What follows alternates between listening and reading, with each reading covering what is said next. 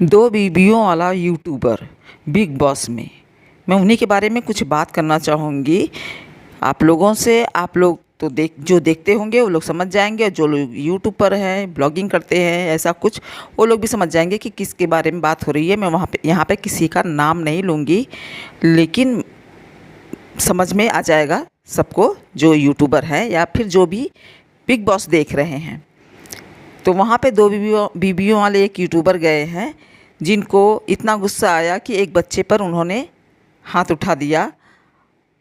तो आप लोगों से उसी के बारे में बात करूंगी। और आप सब कैसे हैं? उम्मीद करती हूँ आप सब जहाँ कहीं भी होंगे स्वस्थ होंगे, अपनी फैमिली के साथ मज़े में और मस्त होंगे। और मैं यहाँ पर प्याज और आलू की पकौड़ियाँ तल रही हूँ, इसका बनाऊँगी मैं कढ़ी।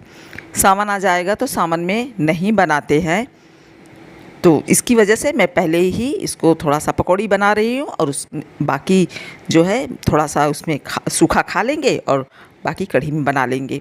जो कि मैं अक्सर इसकी रेसिपी शेयर करती रहती हूँ, लेकिन आज पूरी रेसिपी नहीं शेयर की हूँ। प्याज और आलू दोनों मिलाकर इसमें काटा हुआ है बेसन में। और हाँ, मैं बता रही हूँ आप लोगों को कि जो यूट्यूबर है और वो दो बीवियों वाले, उनका तो ट्रेंड अच्छा है।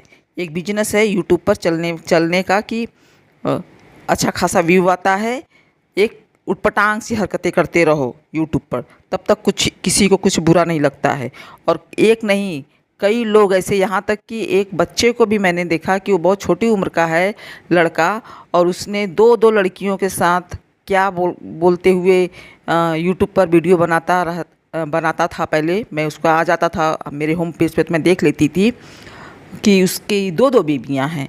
तो बड़ा अजीब लगता था कि ये बच्चा है और उसकी दो बीवियां हैं। और कई लोगों का ऐसे भी आ गया कि दो दो बीवियां हैं, उनकी दो दो पत्नियां हैं और रह रहे हैं साथ में। यूट्यूब पर एक ट्रेंड हो गया और अच्छा खासा उनका चैनल भी चल रहा है। और इसमें सबसे अव्वल नंबर पर यही हैं जो गए हैं बिग बॉस में। तो उन्होंने एक लड़का है उसमें, उसको थप्पड़ मार दिया। तो थप्पड़ मारा सिर्फ इसलिए क्योंकि उस लड़के ने उनकी पत्नी को ये कह दिया कि अच्छी लगती हैं। अच्छे वे में कह रहा हूँ मैं कि अच्छी लगती हैं, सुंदर हैं, ऐसा कुछ नहीं, अच्छी लगती हैं।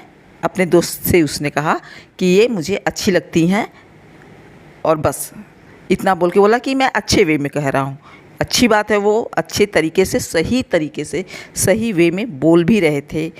और लड़का वो अच्छे से बोला है, कोई गलत बात नहीं बोला। और अच्छी चीज़ को अच्छा बोलना या ख़राब चीज़ को ख़राब बोलने से तो बुरा लगता है, ये तो समझ में आता है। लेकिन अच्छी चीज़ को अच्छा बोलना, ये तो नहीं समझ में आता कि किसी को बुरा लगे।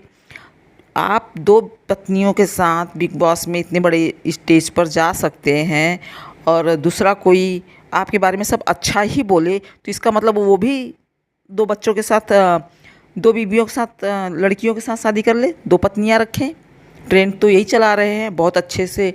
जैसे कि एक क्रेज़ हो गया है लोगों के अंदर, दिखता है कि हाँ, एक सबको मालूम गया कि दो पत्नियां हैं। मैं पूछती हूँ कि वो जो आपके बच्चे हैं वो क्या कहते होंगे, आपके बारे में सोचते होंगे, या वो भी इसी तरह से दो दो पत्नियां लेकर आएंगे? जब अच्छी बात है तो दो दो पत्नियां लेकर आएंगे।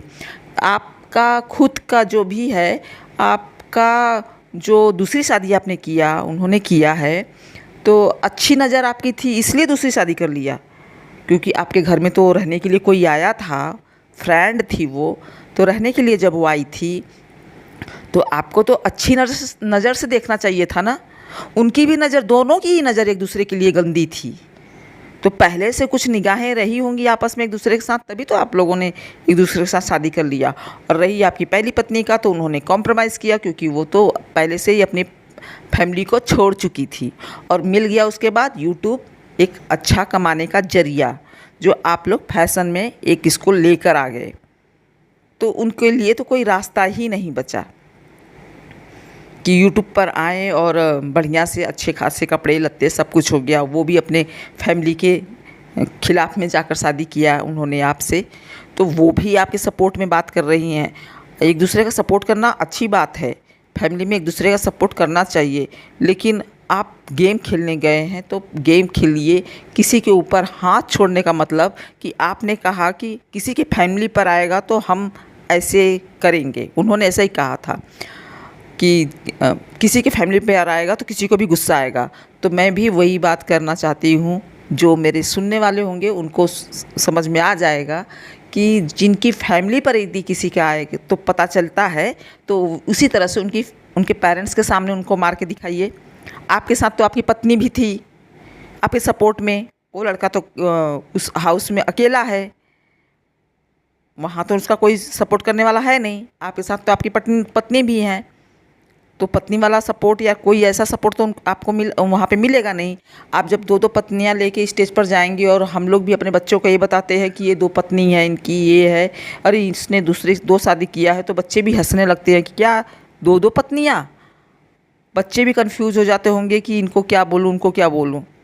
अरे सगी बहनें भी नहीं इतना दिखाती हैं, एक शादी हो जाती है एक दूसरे के साथ, तो ये तो दोस्त है या जो भी हैं आपस में एक दूसरे का, तो इनको कैसे संतोष हुआ? इनको संतोष नहीं हुआ है, अंदर से सब लोग चिढ़ते ही होंगे।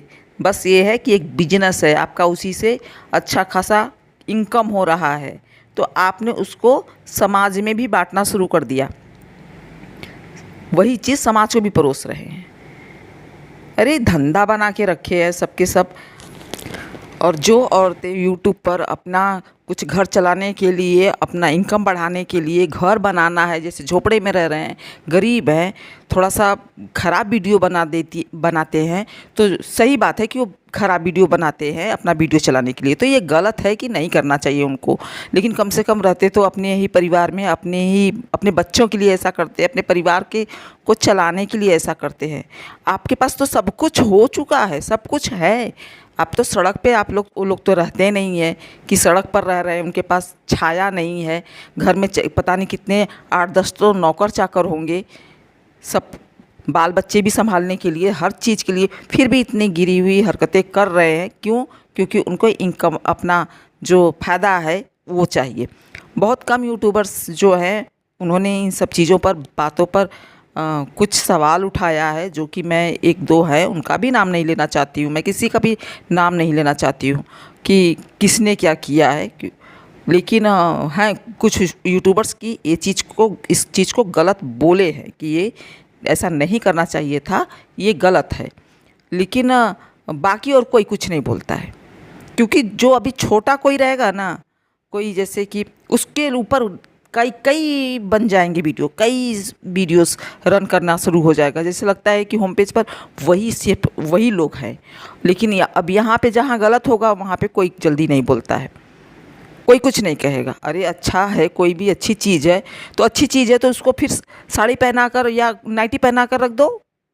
यदि हमको लगता है कि हमारे लिए कोई कुछ उल्टा सीधा ना बोले, तो नाइटी पहना दो, उसको कोई कुछ नहीं बोलेगा, आंटी बुलाना शुरू कर देगा तुरंत, आंटी जी इधर आ जाइए। क्योंकि ड्रेस से भी बहुत ज़्यादा फ़र्क पड़ता है।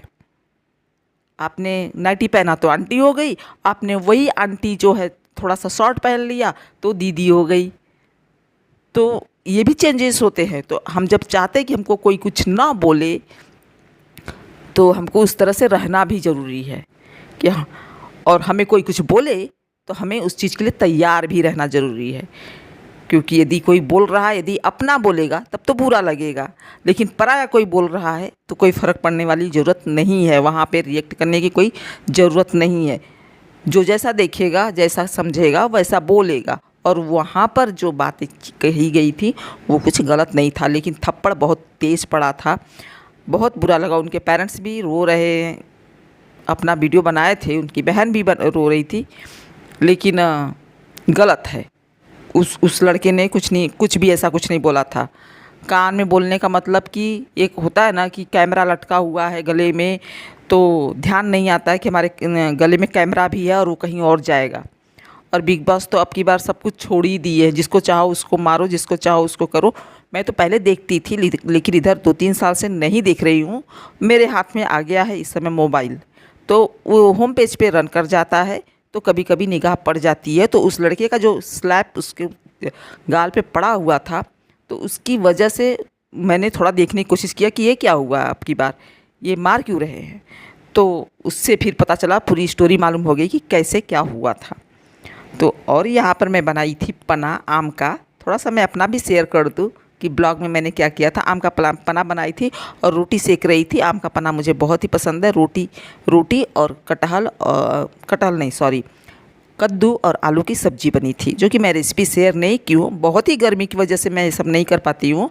और यहाँ मैं अपने बच्चे से बात कर रही थी मोबाइल पर, उसको कुछ बातें बता रही थी कि कैसे हो क्या नहीं हो।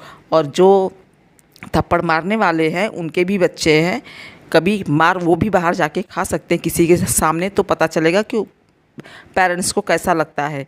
उस हाउस में उस बच्चे को पाके अकेला फट से हाथ छोड़ दिया, ऐसे लगा बहुत बहादुर हो, अपनी पत्नी को बहुत बहादुरी की बात दिखा रहे हो, बहुत बढ़िया आप दिखा रहे हो। और बढ़िया दिखाना है तो जिसके साथ शादी किए थे उसी के साथ नज़र फिर मिलाते, काहे जब दूसरी जगह पहुंच गई नज़र मिलाने के लिए। गलत तो चीज़ गलत है, गलत उसने क्या इतना भी नहीं बोल सकता, ठीक है वहाँ पे गलत है, लेकिन आपकी वो अच्छी थी तो अच्छी ही बोल दिया। तो भाभी से तो लोग वैसे भी मजाक थोड़ा बहुत कर भी लेते हैं, भाभी से कोई गलत बात नहीं, भाभी से थोड़ा सा माँ का रिश्ता समझते हैं तो हल्का फुल्का मजाक भी चल जाता है, ऐसा नहीं है। बहुत ज़्यादा सब खेलते कूदते हम लोगों के समाज में सब बढ़िया से रहते हैं, तो उनको भी नहीं करना चाहिए। हमने भी अपना जो थोड़ा राय था, मेरा विचार जो था वही मैंने कहा है।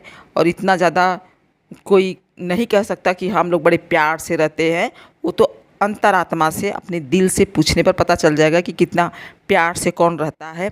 यदि प्यार से रहना रहता था तो 7 दिन के प्यार में कोई अपने पेरेंट्स को छोड़ के कहीं भागता नहीं है।